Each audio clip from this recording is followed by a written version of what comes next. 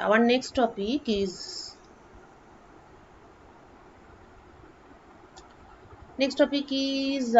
properties of Fourier transform, যেটা কিনা ওই Fourier transform এর অ্যাপ্লিকেশনে কাজে লাগবে।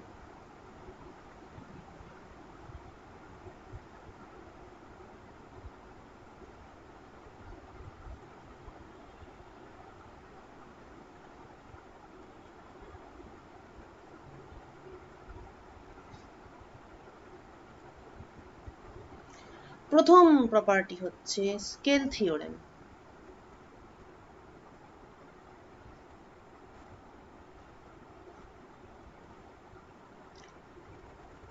হ্যাঁ,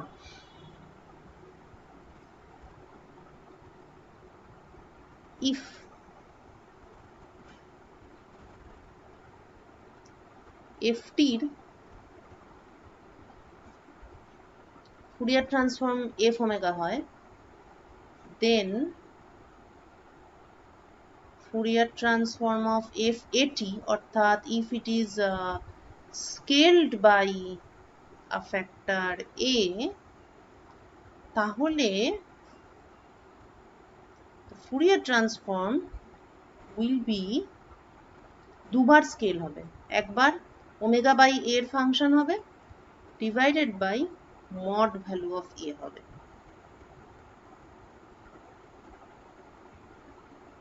ঠিক আছে, কিভাবে প্রুভ করব? খুব সহজ, পরপর এগিয়ে গেলেই হলো। Fourier transform of এটি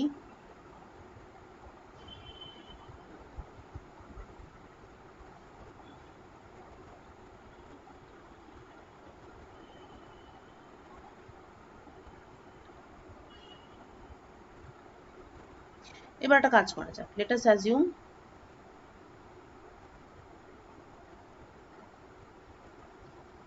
পজিটিভ এ।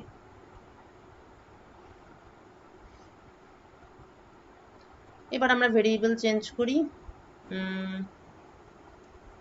এটি ইকুয়াল টু ইউ ধরলাম।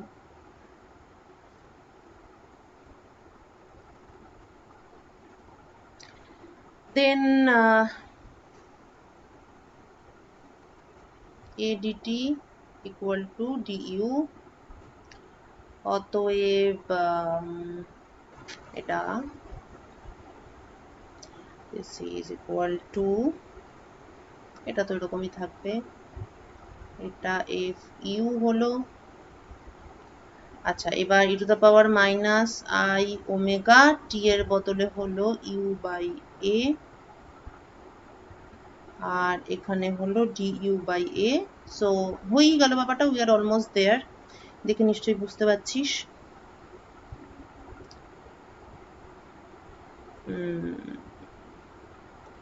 এটাকে আমি জাস্ট একটু রিরাইট করবো, মানে এখানটা 1 বাই এটা সামনে নিয়ে চলে এলাম, আর এখানে এটা কি হলো, fu আছে, e to the power minus i আছে, এটাকে ওমেগা বাই এ লিখে দিই, আর এটাকে ইউ লিখি ডিইউ। তাহলে এই পোর্শনটা কি হচ্ছে, একদম ফুরিয়ার ট্রান্সফর্মের যা ডেফিনেশন তাই হচ্ছে এই পোর্শনটা। খালি কি হচ্ছে না, omega replaced by omega by এ।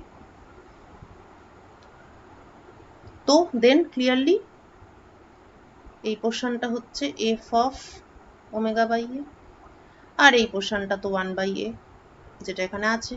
এটা পজিটিভ এর জন্য। নাও for the negative A, if a is negative,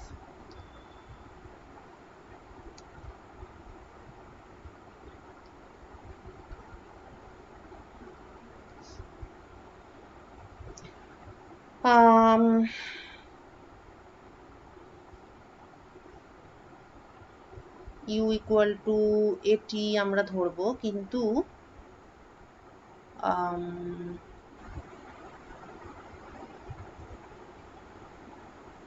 ওকে, যেহেতু a নেগেটিভ, তাহলে u equal to at ধরবো, তখন আমার লিমিটগুলো উল্টে যাবে। ঠিক আছে, মানে যখন t tends to plus infinity, তখন u tends to minus infinity since a is negative. তাহলে তখন নিচেরটা হয়ে যাবে প্লাস ইনফিনিটি আর উপরটা হয়ে যাবে মাইনাস ইনফিনিটি, আর বাকি ব্যাপারগুলো সেম থাকবে। সো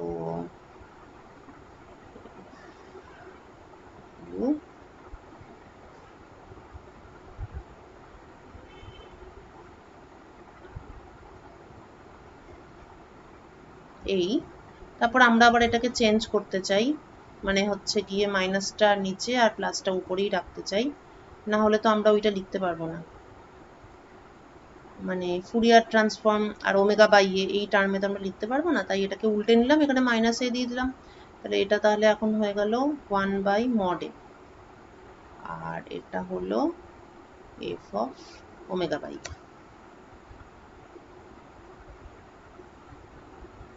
ঠিক আছে, তাহলে ওভারঅল রেজাল্ট হচ্ছে 1/mod a f of omega by a. তার মানে ঠিক দেখ, আবার সেই একটা ইনভার্স টাইপের ব্যাপার, মানে একটা কোনো পার্টিকুলার স্পেস আর তার যে একটা ফুরিয়ার স্পেস, তাদের মধ্যে রিলেশনটা সবসময়ই, মানে এখানে আমি যা করব এখানে তার একটা উল্টো ব্যাপার হবে। মানে এখানে যদি কার্ভটা রোগা হয় তাহলে এখানে কার্ভটা মোটা হবে, এখানে যদি স্কেল দিয়ে গুণ করি তাহলে এখানে অটোমেটিক্যালি সেটা ভাগ হবে, ভেরিয়েবলটাও ভাগ হবে এবং সামনে অ্যামপ্লিটিউড যেটা আছে সেটাও ভাগ হবে। The relationship is always like this.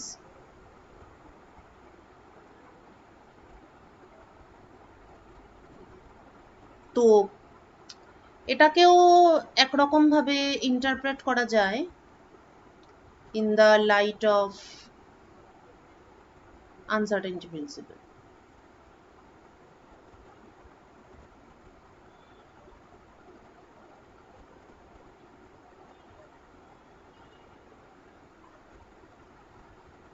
কেননা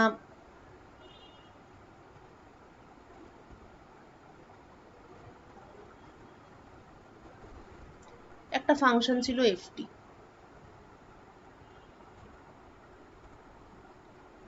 এবং তার হয়তো ফুরিয়ার ট্রান্সফর্মটা ছিল এরকম। ঠিক আছে, এবার তারপরে আমরা এখানে যেই ব্যাপারটা করেছিলাম যে আমরা এটাকে ইনক্রিজ করেছিলাম বা ডিক্রিজ করছিলাম, তো সেখানে তো আমরা এটাকে, মানে এখানে ই টু দা পাওয়ার মাইনাস এটি স্কোয়ার, তো এখানে এটাকে বাড়ানো বা কমানো মানে তো অ্যাকচুয়ালি স্কেল করাই, মানে বাড়ানো, পুরো ফাংশনটাকে বাড়ানো বা কমানো। ঠিক আছে, সো তার মানে আমি যদি স্কেল করি আর কি, স্কেল করে আমি যদি এটাকে বাড়াই, মানে ভেরিয়েবলটাকে যদি আমি বাড়াই, মানে ব্যাপারটা বুঝতে পারছিস তো, মানে এফ টি আর এফ ওমেগা, স্কেল করা মানে কি, স্কেল করা মানে টিটাকে আমি টি এর জায়গায় আমি এটি করছি। তো ওখানে আমি এর আগে যেটা গসিয়ানের সময় আলোচনা করলাম সেখানেও বেসিক্যালি তাই করেছি, কেননা ই টু দা পাওয়ার মাইনাস এটি স্কোয়ার, তারপর আমি বলছি এটাকে বাড়াচ্ছি, এটাকে বাড়ানো মানে কিছুই না, আমি যদি এখন টি এর জায়গায় করি 2t, তাহলে এই ফাংশনটাই হয়ে যাবে e to the power minus 4a t square, অর্থাৎ এটা বেড়ে হয়ে গেল 4a। তো বেসিক্যালি ওটা আপস্কেলিংই ছিল। সো স্কেলিং থিওরেম দিয়েই, মানে scaling theorem is the essence of uncertainty principal. তো আমি যদি এখন সাপোজ এটাকে আপস্কেল করি, টিটাকে যদি আমি এটি করি, তাহলে so it will become sharper, এবং as a result it will become flatter.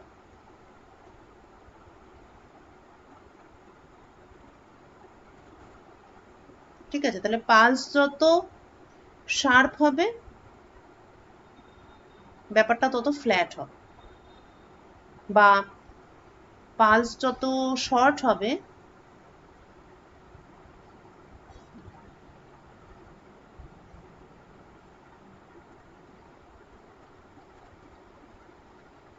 Spectrum তত, পালস যত শর্ট হবে স্পেকট্রাম তত শার্প হবে।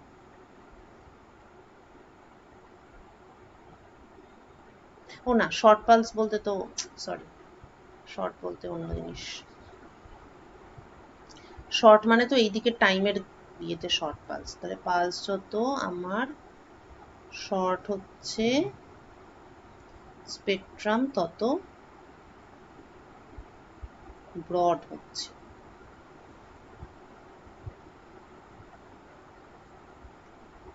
এই ব্যাপারটাও কিন্তু এর মধ্যেও কিন্তু বেশ একটা সুন্দর ইনফরমেশন আছে। মানে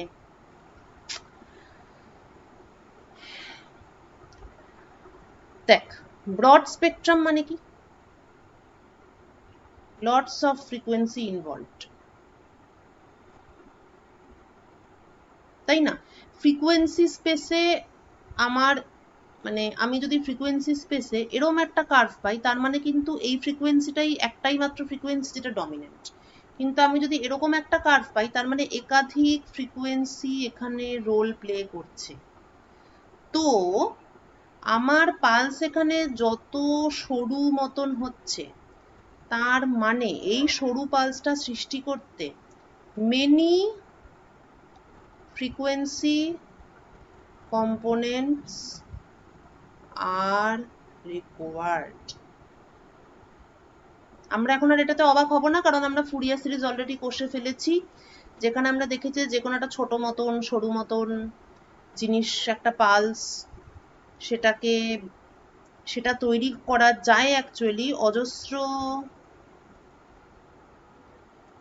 ফ্রিকোয়েন্সির কম্বিনেশন পেলে তবেই। এটা আমরা জানি বলে আমরা এখন আর অবাক হচ্ছি না। তো shorter the pulse, more frequency components are required. So যত সরু পালস তত ব্রড স্পেকট্রাম বা তত higher number of frequency components. ঠিক আছে? The next important property is shift theorem.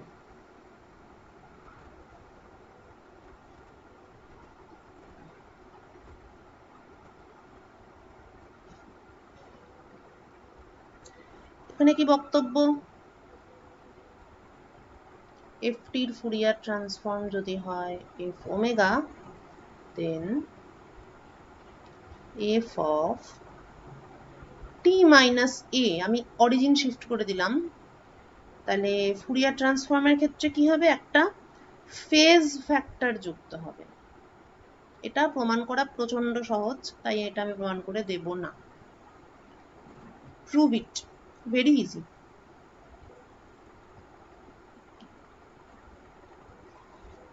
ঠিক আছে, টাইম স্পেসে আমি কিছুটা সরবো, তাতে ফেজ ফ্রিকোয়েন্সি স্পেসে একটা ফেজ পার্ট অ্যাড হবে।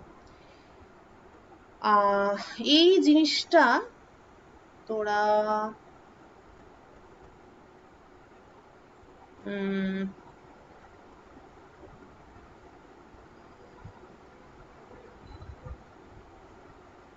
যাই না কিছু দেখবি, মেবি সলিড স্টেট পড়ার সময় এই ধরনের কিছু একটা দেখে হয়তো ভালো লাগবে। এই ধরনের কিছু একটা জিনিস হয়তো সলিড স্টেট ফিজিক্স পড়ার সময় মেবি খুঁজে পাবি, কেননা ওখানে ধর সাপোজ, তার মানে কি, মানে এফ এক্স এর ফুরিয়ার ট্রান্সফর্ম যদি এফ কে হয়, তাহলে এখানে যদি একটা আমি এ পরিমাণ সরে যাই, তাহলে e to the power minus i k x f k, মানে ফুরিয়ার স্পেসে একটা, মানে ও সরি, মানে রিয়েল স্পেসে এ পরিমাণ সরে যাওয়ার অর্থ হলো ফুরিয়ার স্পেসে একটা ফেজ পরিবর্তন হওয়া। তো রিয়েল স্পেসে এ পরিমাণ সরে যাওয়ার এই গল্পটা কোথায় কাজে লাগতে পারে? যখন তোরা ল্যাটিস পড়বি। ঠিক আছে, তো ল্যাটিস সাইটে আমি যদি একটা সাইড থেকে এ পরিমাণ জাম্প করি, তাহলে বিভিন্ন এ পয়েন্টে যাওয়ার ফলে ফুরিয়ার স্পেসে আমি অ্যাকচুয়ালি কি জিনিসটা, মানে এটার মানে ফুরিয়ার স্পেসে কি করা, বা এটার এই ঘটনাটা, মানে ল্যাটিসের একটা পয়েন্ট থেকে অন্য পয়েন্টে জাম্প করা, মানে ফুরিয়ার স্পেসের ঘটনাটায় কি হচ্ছে সেইটা, মানে বুঝতে পারছিস তো? এই স্কেল থিওরেম আর শিফট থিওরেম দুটো এত সুন্দর থিওরেম, যেখানে আমি এটা বুঝতে পারছি যে আমি একটা স্পেসে একরকম অ্যাক্টিভিটি করব, তো আমি যদি ওই স্পেসটায় থাকতাম তাহলে এটার মানে ওখানে কি হতো, মানে এটা যেন একটা প্যারালাল ওয়ার্ল্ড বা প্যারালাল ইউনিভার্স। মানে এটার মানে কিন্তু এটা নয় যে আমি এখানে এটা করলাম, তারপর আমি জাম্প মেরে ওখানে গেলাম, তখন ওখানে ওটা হলো, মানে এটা ইকুইভ্যালেন্ট। রিয়েল স্পেসে এ সরা মানেই ফুরিয়ার স্পেসে অটোমেটিক্যালি এইটা হওয়া। মানে একই লোক, সে যদি রিয়েল স্পেসে থাকতো তাহলে সে একটা পা জাম্প করতো, তা সেই লোকটাই যেন একই সঙ্গে অন্য আরেকটা ইউনিভার্সেও আছে এবং সেখানে তার সঙ্গে একটা ফেস পার্ট অ্যাড হচ্ছে, মানে মাল্টিপ্লাই হচ্ছে বা তার ফেস চেঞ্জ হচ্ছে। মানে আমি একটাই লোক, আমি যদি বিভিন্ন জগতে থাকতাম তাহলে আমার ব্যবহারগুলোর মধ্যে কিরকম রিলেশন থাকতো বা কিরকম কোঅর্ডিনেশন থাকতো, এটা হচ্ছে সেই ব্যাপার। So it's something like parallel world or parallel universe.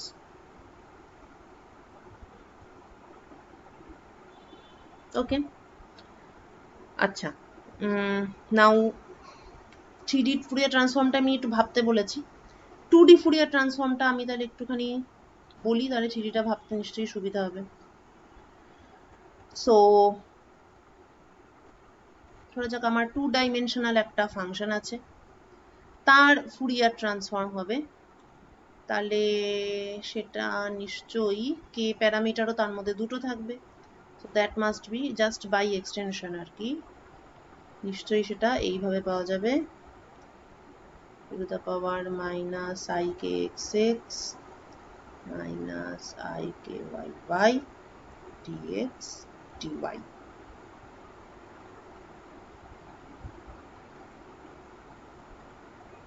ঠিক আছে, এবার এখান থেকে স্টার্ট করবি, যেটা ভাবতে বলেছি 3 ডাইমেনশনাল ফুরিয়ার ট্রান্সফর্ম কিরম হতে পারে এবং তার কিছু উদাহরণ। আচ্ছা, ফুরিয়ার ট্রান্সফর্মের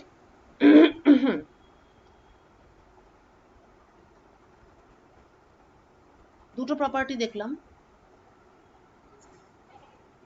স্কেল, শিফট। ঠিক আছে, এইবার আরো দুটো প্রপার্টি দেখে নি, সেটা হচ্ছে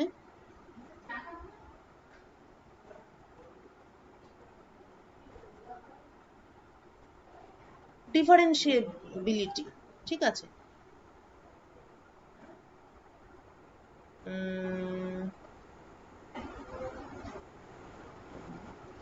আচ্ছা,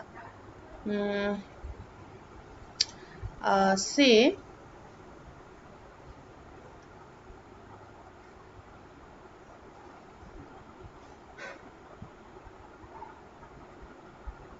কোনো একটা ফাংশন আছে F T,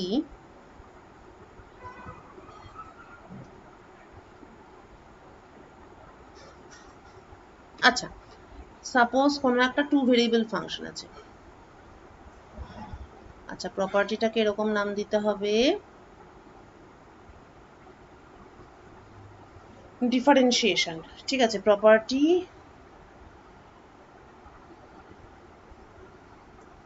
related to differentiation.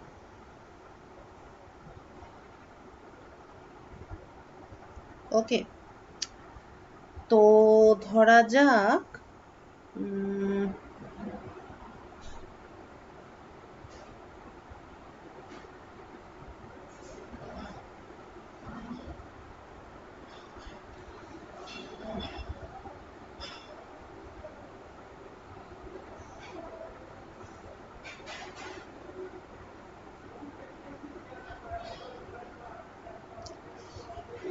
we have a function fx যার ফুরিয়ার ট্রান্সফর্ম হচ্ছে fk, so this is equal to fx e to the power minus ikx dx।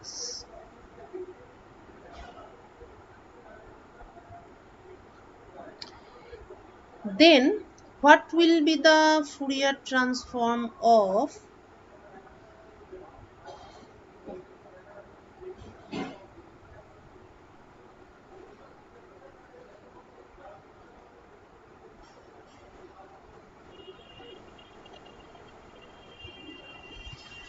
দাঁড়া just a minute,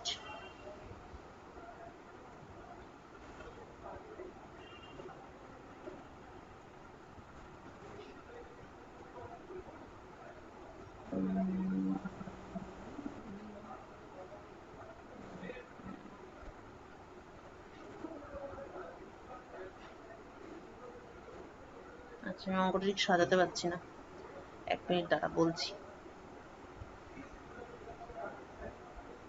Then what will be the Fourier transform of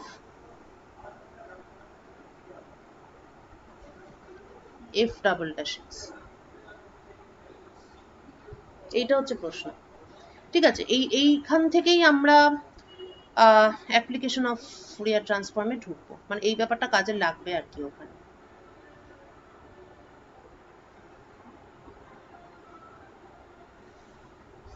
ঠিক আছে, তো F x এর Fourier transform যদি F কে হয়,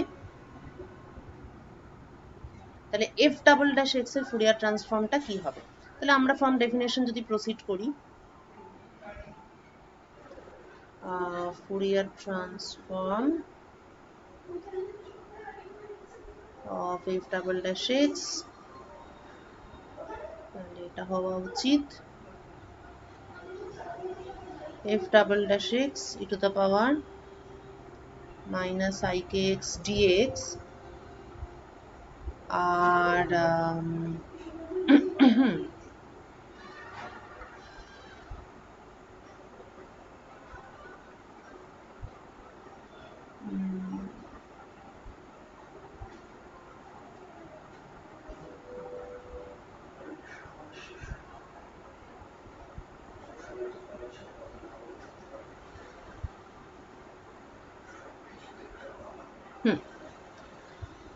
আচ্ছা,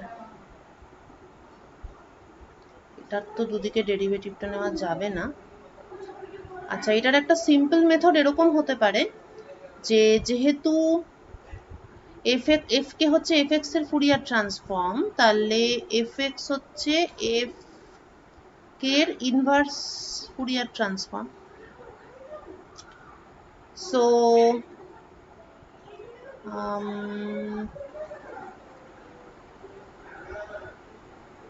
fx will be equal to fx will be equal to 1 by 2 pi fk e to the power ikx dk।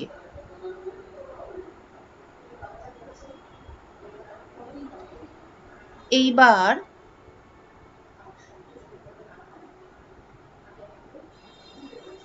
আমি now what I can do is, আমি দুদিকের derivative নিতে পারি, কেননা এখানে তো এক্সট্রা, মানে এখানে তো কে এর উপরে ইন্টিগ্রেশনটা হয়ে যাচ্ছে। ঠিক আছে, আর ইন্টিগ্রেশন ভেরিয়েবলটা এখানে কে, ফলে আমি ডিডিএক্স করার সময় directly e to the power i k x এর উপর ডিডিএক্সটাকে অ্যাপ্লাই করতে পারি। বুঝতে পারছিস? মানে এখানে আমি সেটা করতে পারতাম না, কারণ এখানে এক্সটা নিজেই ভেরিয়েবল, ফলে এখানে করলে পরে ব্যাপারটা একটু কমপ্লিকেটেড হতো। যদিও ইন্টিগ্রেশন বাই পার্টস দিয়ে এটা করাই যেত, কিন্তু তার থেকে এইটা ইজিয়ার হবে, কারণ আমি এখানে ডিডিএক্সটা এর উপরে অ্যাপ্লাই করতে পারবো। তাহলে আমি যদি ডিডিএক্সটা দুদিকে অ্যাপ্লাই করি, তাহলে 1 by 2 pi F K to the power ikx ik dk এবং f double dash x is 1 by 2 pi, তাহলে দুবার i কে বেরোবে, অর্থাৎ minus k square f k e to the power ikx dk। তাহলে এই ব্যাপারটা এবার কি হলো? এই ব্যাপারটা হলো as if minus k square f k একটা ফাংশন,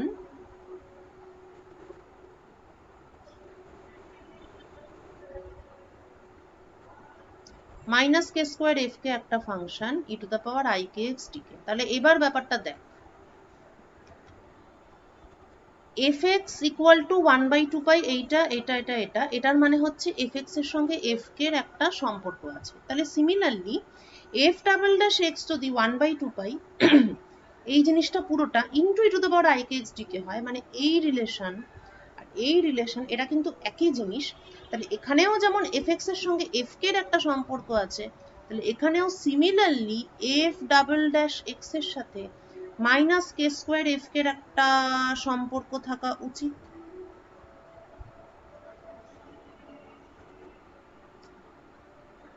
সো ক্লিয়ারলি যদি fx এর ফুরিয়ার ট্রান্সফর্ম fk হয়ে থাকে তাহলে f ডাবল ড্যাশ x এর ফুরিয়ার ট্রান্সফর্ম নিশ্চয়ই মাইনাস কে স্কোয়ার fk।